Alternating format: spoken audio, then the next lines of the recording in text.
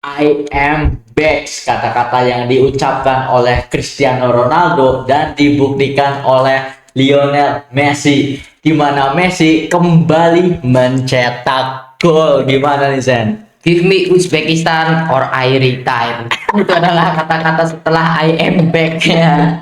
Jadi Messi itu 3-2-1 ya. Di 3 pertandingan pertamanya di Betul. hat-trick, brace, kemudian sekarang 1 gol, free kick lagi kan, dan still no penalty ya. Betul. Untuk kalian yang nunggu-nunggu di menit berapa Messi akan mendapatkan penalti ya. Mungkin yang ngarep-ngarep penalti itu bukan Messi. Bukan Messi. Ibaratnya ini keren banget. Kenapa? Karena di pertandingan ketiga kali ini Lionel Messi diturunkan di babak kedua ya Sen ya. Tetapi masih bisa mencetak gol, dan istimewanya lagi golnya yang dicetak lewat skema tendangan bebas. Nih gokil banget sih god kita satu ini anjir. Ya tidak seperti sebelumnya di mana Ronaldo tidak bisa nyekor sama sekali melawan Kolombia ya. Kolombia, di mana prediksi gue salah mengenai laga tersebut. Harusnya Kolombia menang, dan harusnya memang menang ya.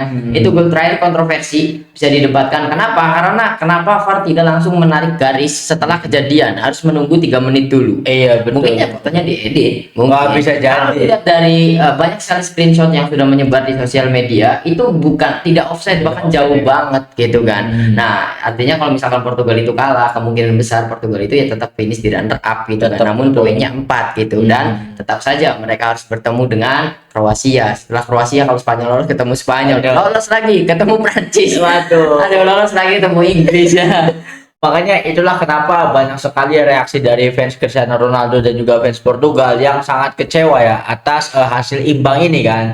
Karena memang pertama ada di posisi runner up, di mana potnya itu neraka banget gitu biasanya. Kedua, ternyata Cristiano Ronaldo janji palsu anjir. I am back, aku kembali, tetapi tidak berkutik di pertandingan melawan Kolombia. Betul ya, karena memang pertahanan Kolombia bisa dikatakan tidak bagus juga, karena banyak sekali shot dari pemain Portugal, apalagi peluang-peluang dari Joao Felix ya. Iya, itu betul. banyak sekali. Kemudian juga ada beberapa peluang dari Bruno Fernandes. Ini penampilannya harus di-applause untuk kedua kiper Iya. Portugal dan juga Kolombia, di mana peluang Bruno Fernandes itu kan posisi free ya. Iya, free itu banget. bisa ditangkis. Kemudian sebaliknya juga, bahkan gue hitung ketika baru masuk ke menit 70, Kolombia itu shotnya sudah 22 kan. Dua gokil bener-bener.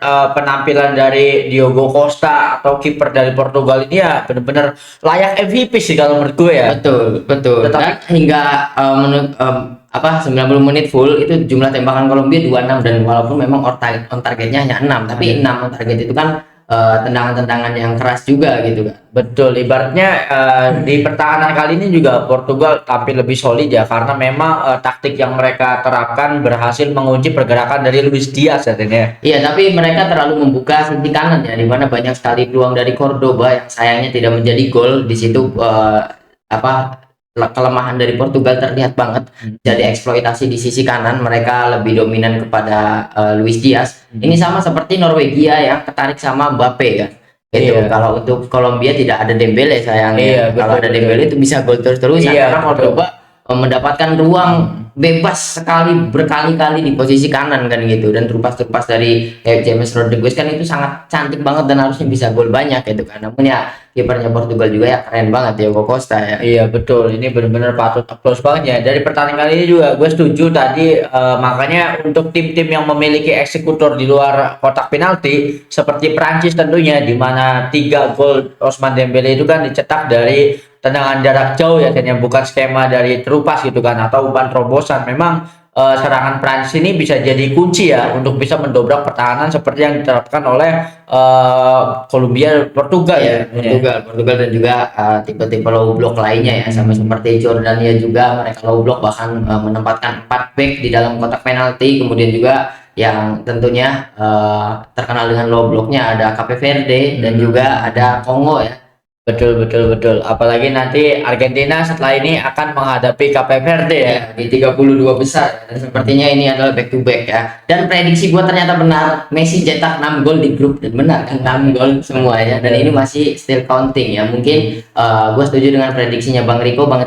Prediksi 10, tapi untuk gua prediksi Messi sampai ke final itu 12 gol. Betul. Bahkan kata Bang Riko 10 itu minimal dan minimal Messi bisa mencetak 10 gol kan. Iya, minimal kalau gue ditegesin pasti 12. Ya, kita Karena gue lihat dari calon-calon musuhnya, kadang juga Messi versi yang berbeda di knockout ya. Sama alasan Messi kenapa tidak diturunkan menjadi starter di laga melawan Jordan ini tentu saja untuk fit di knockout dan juga untuk membagi menit bermain dengan yang lainnya. Karena starter atau starting 11 yang diturunkan Argentina itu hanya Lautaro Martinez Betul. yang jadi starter dari match pertama, kedua, Iya. ketiga gitu kan. Di belakang tidak ada Licha, tidak ada Cristiano Romero, tidak ada Molina, tidak ada Medina, Iya, kan iya, gitu kan. iya. Tidak ada Nico Gonzalez. Di tengah juga kan Betul, tidak ada betul. McAllister, tidak ada Enzo. Betul.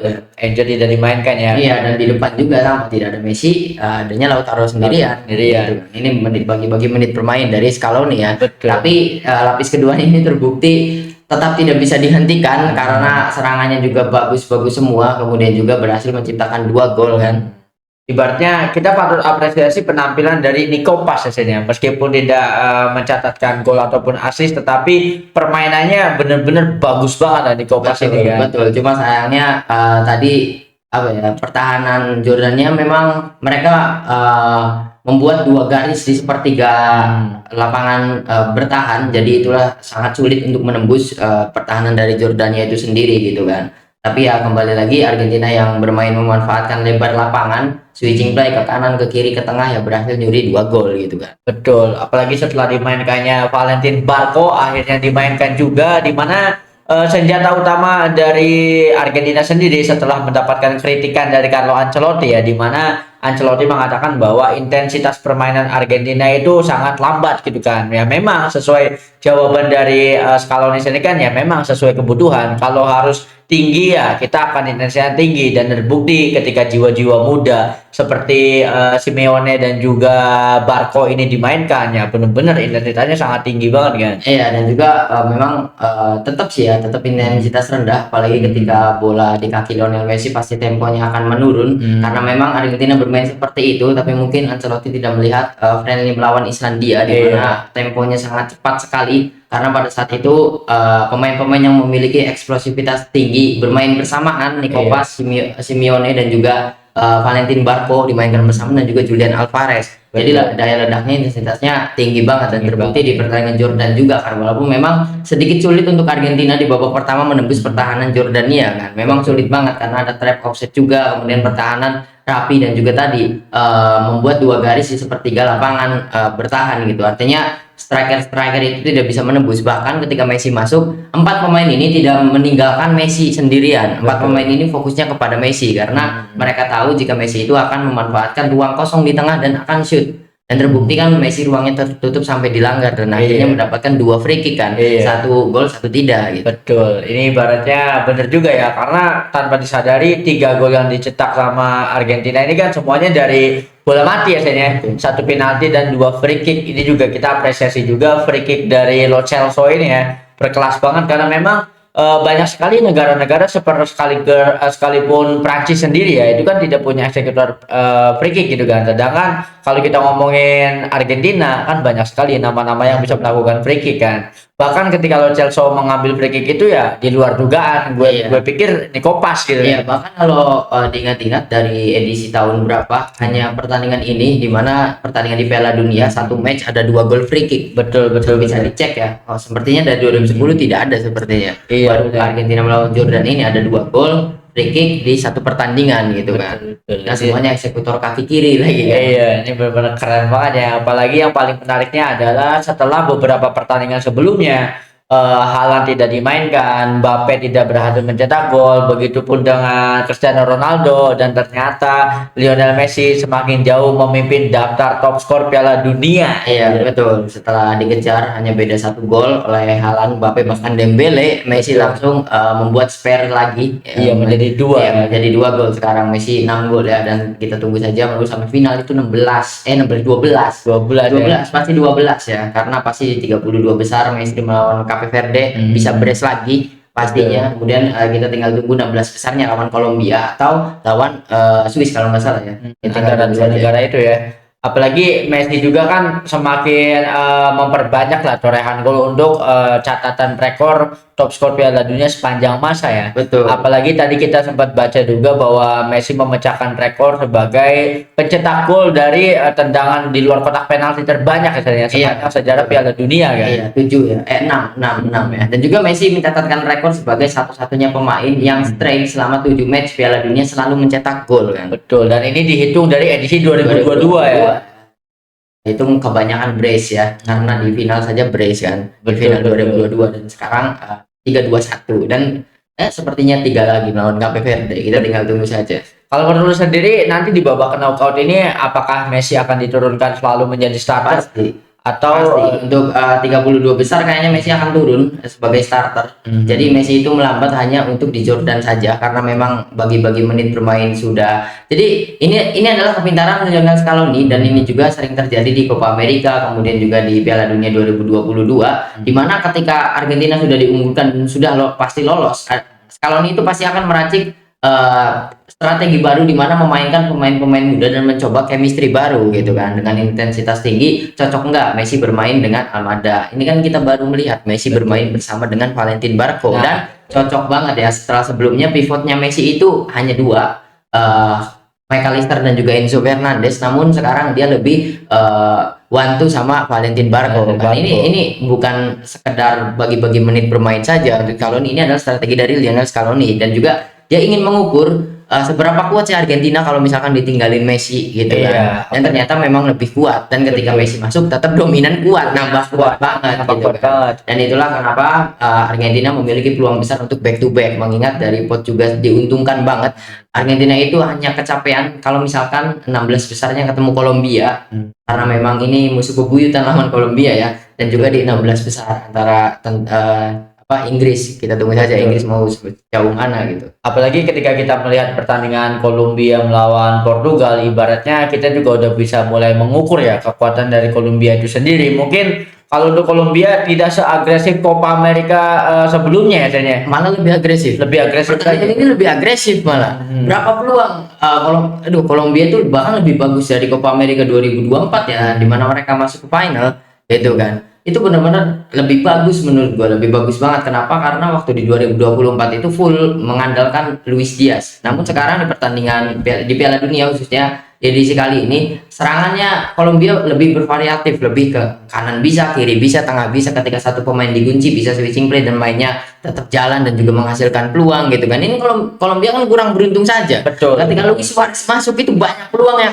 itu harusnya gol kan gitu. Cuma ya kembali lagi tadi ke Diego Costa yang tampil impresif banget gitu kan. Save-nya kan save penting. Betul, save penting gitu, banget. bukan save biasa gitu kan. Apalagi sangat disayangkan golnya dianulir ya, padahal kan kita gol ibaratnya kan terlalu tipis lah kalau untuk offset ya. Iya, dan bayangkan kalau misalkan kejadian itu ada di matchnya Argentina, internet itu sudah seberisik apa kan. Itu pasti settingan nih kan. Pasti ini anak FIFA bergema lagi anjir. Tenang ya, Ronaldo itu merasa tenang karena kalau ada kesalahan juga tetap yang disalahkan Messi dan juga FIFA. Betul. Ini juga menarik ya, karena terbukti Cristiano Ronaldo tidak mampu menambah golnya lagi meskipun sempat eye back gitu kan. Tapi di pertandingan lawan Kolombia ini ya lumayan struggle juga. Bahkan tidak hanya pertandingan yang sudah kita bahas, ada pertandingan lain juga antara Austria dan juga Irlandia ya.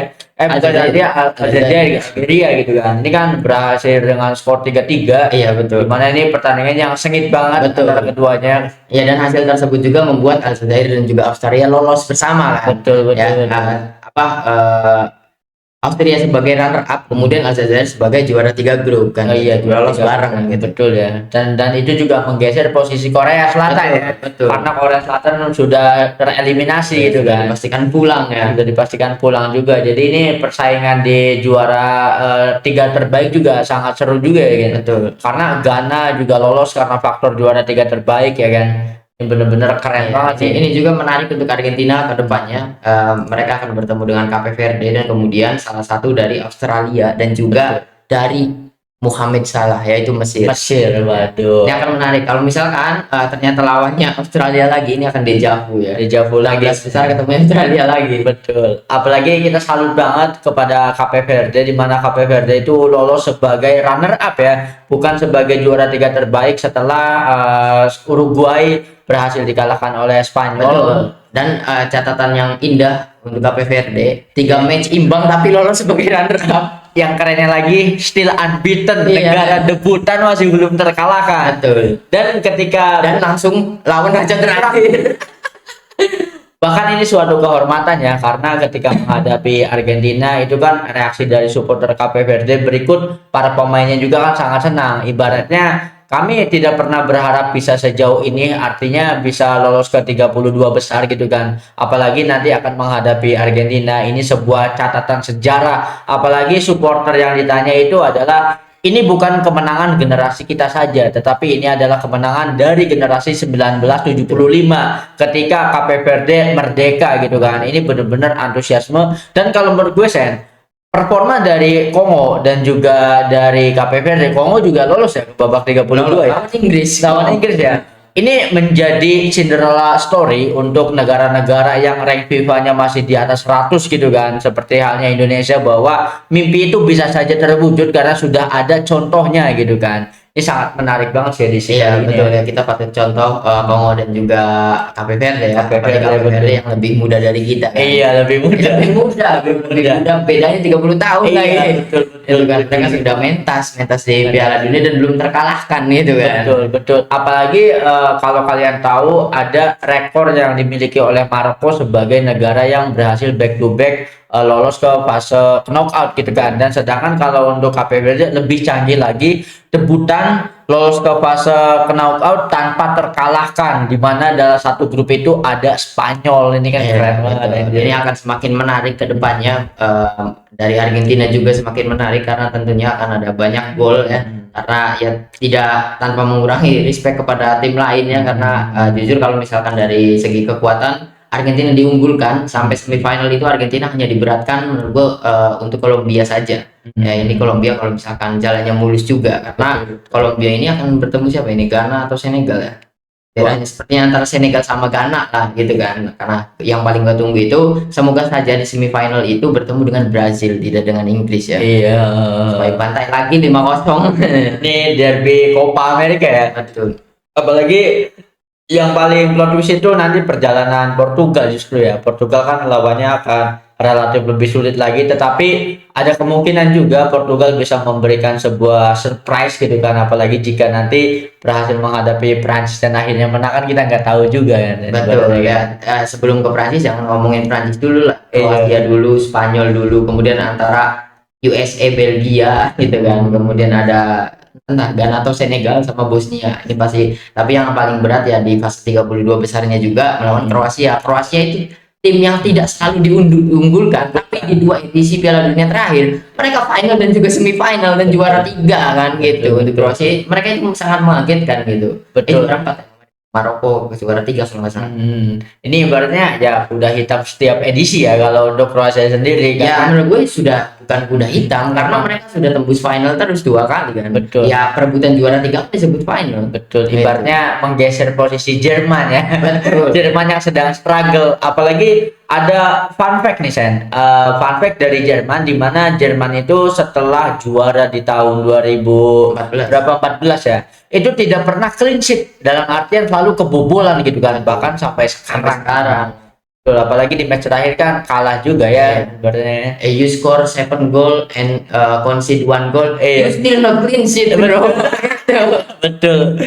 Ini juga catatan yang mengkhawatirkan dari Jerman sendiri. Bahkan negara sekelas Jerman yang sebelumnya sering diunggulkan, lolos ke knockout aja sudah gempar banget gitu kan. Ini saking memang susah banget ya dari Betul ya, karena memang performa di 2 edisi Piala Dunia terakhir hancur ya untuk Jerman Jerman. fase grup, bahkan tidak Mungkin lolos fase angka grup. Jerman itu bisa sampai 16 besar karena di 32 besar lawannya adalah Paraguay. Tapi di 16 besarnya ketemu Prancis. Wah, ini Ini yang paling gue tunggu ya, Jerman lawan Prancis kalau ketemu, karena banyak sekali generasi muda di situ. betul. Kan generasi muda di sepak bola sekarang yang gue senangi itu ya generasi mudanya Prancis sama Jerman gitu. Betul. Wirtz dan kawan-kawan, kemudian Olise Messi, Mbappe dan kawan-kawan gitu. Ini akan sangat apa ya? Sangat-sangat apa ya? Membuat bahagia lah di Piala Dunia kali ini. Big match-nya itu dari 16 besar sudah ada. Iya, sudah mulai big Ya, match. yang sangat disayangkan salah satunya Ekitike karena cedera. Kalau ada saja Prancis udah gila banget. Karena memang Prancis itu attack-nya udah terbukti ya saya, karena tidak hanya berpusat pada Kylian Mbappe ya, bahkan Dembele saja bisa hat-trick ibaratnya kan. Iya betul. Hat-trick Dan yang mereka sangat menang indah. besar terus ya. Betul, selalu menang besar ibaratnya kan. Ya produktivitas golnya sejauh ini paling banyak Prancis ya. Prancis dan Argentina untuk Iya, itu. Prancis, Argentina, berikut Jerman karena Iya, 7-1 itu ya, iya. betul. Benar-benar keren banget sih. Dan kali ini berarti Argentina yang mencetak gol tidak hanya Lionel Messi ya, sudah ada mulai nama baru. Iya, ya itulah kalau Messi dimasukin dari menit pertama, Iya. Messi semua karena free kick taker Messi, penalti taker Messi, kan juga. gitu. Betul, Kalau Messi pengen bagi-bagi kan. Tadi kan ada tulisannya Messi adalah pencetak semua gol Argentina di Piala Dunia 2026 gitu kan. Betul.